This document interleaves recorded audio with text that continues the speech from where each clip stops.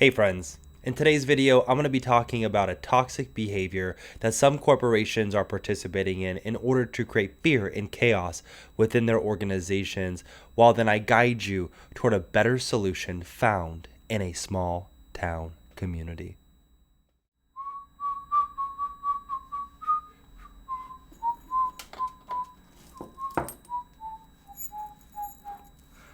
Hey friend, how are you? Good to see you this morning. I'm glad that you stopped by. You know, this morning while I was journaling, I was remembering a story that was told to me by a friend who is a high level manager at one of the largest tech companies in the world. It's known as one of the fastest growing tech companies in the world. And just to warn you, the story is a little sad, actually, because as I was talking to him, both of us share a passion for human development, and the reason why he moved into leadership while he was initially a programmer and a techie dude, he found his true calling and passion in the development of human potential, which, by the way, is a great indication of a person who is meant to be in leadership. But as we were sitting together, it was the 4th of July, watching fireworks, and he was telling me a story about the unfortunate reality of his position, his least favorite part of his job. He said, Chad, every quarter, the organization, this massive corporation that I work for, requires me to lay off 10% of my team. And I said, oh, just the underperformers? Like, I guess I understand this philosophy of people who are not engaged, that we should probably help them, find jobs that they can feel a little bit more engaged in. And I am a proponent of helping people be well suited. Because if you're in a job that you don't like, obviously it's up to your leader to help you understand that so you can find something that you love. Because when you can do work that you love, your heart is engaged and you'll work so much harder and you'll be so much more happy. But he said, actually, no, it's not the low performers. In fact, our team is the top performing team in the company. We lay off 10% of the team because it's the organization's belief system that you got to keep a little bit of fear in the organization in order to keep people engaged. I want you to think about yourself for a second. When you are afraid, when you are in a state of mind where you are fearful of the next thing that's going to happen in your life, do you think very clearly? Do you find yourself able to think critically? While you think about that, I actually want to tell you a quick story about someone who did not believe that fear was the best way to get people to be productive. Backing up a little bit, 16 years ago, I moved from southern Utah to a little town called Staten, Oregon. Many things happened in Staten, Oregon that if you keep on following, which, by the way, if you haven't taken the time to subscribe, I encourage you to subscribe to this channel if you enjoy some of the content that you're seeing, because more and more stories about my experience in this small town, Staten, Oregon, will come out in this YouTube channel. One of my favorite stories, though, was actually when I was engaged in the business community. I worked in banking for 16 years, and at the beginning of my career, as I started doing financial sales with businesses, I got engaged with the community, and it started with the Chamber of Commerce. And I was at a Chamber of Commerce event speaking on some sort of banking related topic when at the end of that I was pulled aside by a man named Dave Carr. I knew Dave Carr to be the CFO of a local manufacturing company, and he was blind. That was something that stood out to me because he was so dynamic in our community and did many things that I hadn't been quite sure of what he had accomplished yet at that point in my career, but I knew he had accomplished a lot in his career. And Dave pulled me aside and said, Chad, I want to tell you about the Staten Public Library Foundation. And I was like, okay. Sounds boring. That's honestly what I thought when he first said a library foundation. I grew up thinking libraries were boring, and I couldn't even begin to understand what a foundation of a library did. But instead of telling me, he said, I'd actually like to invite you to one of our board meetings so that you can learn a little bit more about what the State and Public Library Foundation has done and will continue to do. And as I attended my first board meeting, I sat alongside a working board. And just to paint the picture, the difference between a working board and a traditional board is a traditional board, when you go into a nonprofit in a big city, is full of executives or business owners who basically advise the organization on how they can be most successful. A working board is a group of humans that actually do all of the work. They don't have the budget for a staff. They don't continue to pay a staff. They themselves do the work. So the cool thing about a working board in a rural community is I sat alongside folks who owned logging companies, CFOs of the manufacturing plant, partners in CPA firms, the president of the school board. So it was high functioning adults who were really accomplished in their careers, who were working alongside each other to accomplish goals.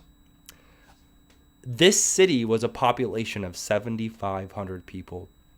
As I sat in this board meeting, Dave Carr told the story about how they had a vision. The Library Foundation had a vision to become the best library in the state of Oregon. And so how they did that is they knew they needed to, a couple of years prior to this moment, do an addition to the library to create a community center, to make it so they could host events and make it so they could create moments that made the library more attractive to the local community, through creating different events or storytelling moments or creating activities for children in the community to interact with the library in that community space, all with the vision of early childhood literacy and getting kids in our community to read. The vision behind that is, we know that children who are engaged in reading from an early age and who fall in love with learning will become continuous learners. And we know continuous learners are the folks who thrive today. It's not just a college degree. In fact, a lot of studies will show a college degree is a nice way for you to check the box that society has created in this, at times, robotic mechanism in order for you to get this certification or degree. But if your learning stopped there, my friend, you're missing out on something in life. Life is about becoming a continuous learner. When you can become a continuous learner, you'll never stop being able to be a thriving, helpful member of our society, because knowledge and the pace of change in the world is always growing from a knowledge perspective, and from the pace of change in the world, it's just we're always needing something new and a different approach to make things successful. And so within the Library Foundation, we understood, the group understood, that we needed to get children in our community excited about learning. And so with that vision of becoming the best library in the state of Oregon and needing to have this addition, they set a goal. It was going to cost $3 million in a city of 7,500 people to do this addition. And so Dave Carr, being the president of the Library Foundation at the time, again, who was blind, cast this vision and brought together a group of people who, over the course of a couple of years, were able to raise $3 million. As I was sitting in my first board meeting listening to this message, I gotta say, I was impressed. But then something started tugging on my heart when they talked about their most recent initiative.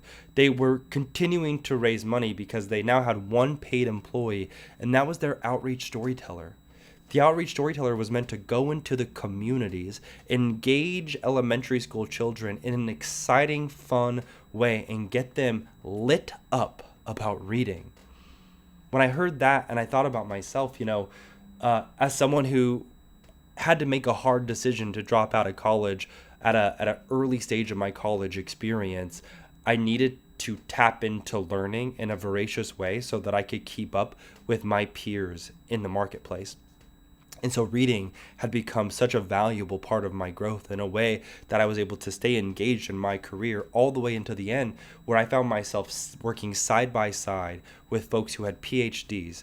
And that was because I learned the value of continuous learning. So as I sat in this meeting and I listened to the message and the purpose and the need to create continuous learners in our community, I was hooked. I saw a vision and a mission that I could be intrinsically connected to because I could see how this very thing had made such a dramatic difference in my life. And so as I joined the organization, Dave Carr quickly made me the chairman of the marketing committee, and then we got our first event, the Father-Daughter Ball. This group, since they had done the addition to the Library Foundation, hadn't done a big event where they raised a lot of income. And just so you have a framework of how nonprofits work, nonprofits make money through grants. In other words, big organizations that they can apply for money to fund certain projects. They have donors that are monthly donors, and then they have these big events that help fund their different programs that they have available for the community. So being able to put on an event was an important way of raising funds so that we could continue to fund the Outreach Storyteller program. And so as we were given this event, we had to put on a marketing campaign, and we rallied a group of humans together that were there on a voluntary basis, who were engaged from a heart perspective, who all had their own individual stories similar to mine. Again, I cared about the organization because I had to drop out of college for various reasons at an early stage of my college experience, and reading became the way that I could keep up with my peers in the marketplace and become a thriving part of the business community. Everyone else that was on the board had different individual stories that Dave Carr had heard from each of them, and could see that they had an intrinsic motivation to get engaged with a worthy cause. And as a result, our very first event that we did was a sold out event. Now, if you're hearing this story and you're thinking that I'm telling a story about me being amazing because I was the chairman of the marketing committee, you're missing it. Before I was ever a part of this organization, Dave Carr rallied this group of humans to raise $3 million for an addition to the library. Something that initially sounded so boring to me. But then when I could find my own individual purpose that was part of this much bigger puzzle that Dave Carr was orchestrating, as a blind man who had clear vision and purpose, it is remarkable to see what a group of humans can do when you have their hearts engaged from a place of love, when they actually care about what they're doing, and when the leader has successfully cast a vision and tapped into the hearts of the people. The difference between a nonprofit, and now let's bring back this big tech company, is a nonprofit is not paying people to be there. People are there on a voluntary basis. When people are there on a voluntary basis and able to do the quality of work that they did with this nonprofit, you have to ask the question, why? What made the difference? And I hope you're catching in this story, it's the heart. When you can engage the hearts of people, when you can align them towards a vision and direction, they can accomplish remarkable things. Now I'm going to say something that is direct, and it's meant to pierce in a little bit. I'm saying it from an emotional state of anger and frustration, because when I hear about organization that takes the lazy way out of creating fear in their culture in order to make people react to a moment like animals or like cattle that were herding towards a direction. When people are in a fear state of mind, they are in fight or flight. Here's the thing. We're in a world where we're constantly hearing about how society is advancing at a rate of change that is faster than ever before. I don't know about you, but I hear about this all the time, that society, the only thing that will be constant is the continuous rate of change will get faster and faster. And so our need and ability to have a workforce who thinks critically and creatively has never been more important than it is today. And we know fear is the mind killer. When we are in fight or flight, we're not able to think creatively. We're not able to think critically. When we're constantly in a state of fear, we're not able to communicate well with one another. As I talked to this manager about the challenges with his team, some of them even boil down to the team's ability to communicate and collaborate with one another. Because a team that knows every quarter the bottom 10% will be laid off, how can you possibly collaborate, communicate, and grow with one another if you know you're competing against your peers? Again, this team was the top performing team in the organization. They had a manager who actually cared about them. They were set up for success, but the corporation itself, because of its very odd and contrary to human nature rules and structures that say we're going to create fear and force you to lay off 10% of your team, it made it so it created chaos within the organization, and humans do not thrive in chaos.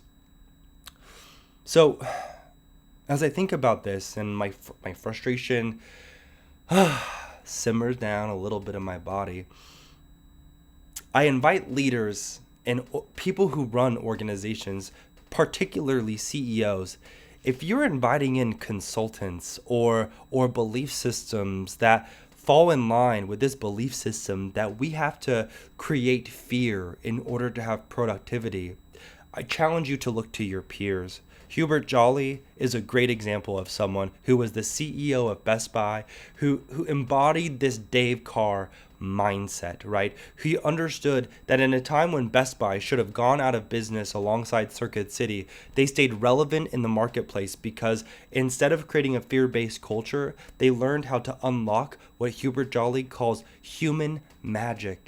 They invested in the potential of their people. They were able to create a culture of communication and collaboration and camaraderie. They were able to get the decision making to the front line, and they were able to help people have a vision of this is what we're trying to build, and then ask, what is your unique contribution?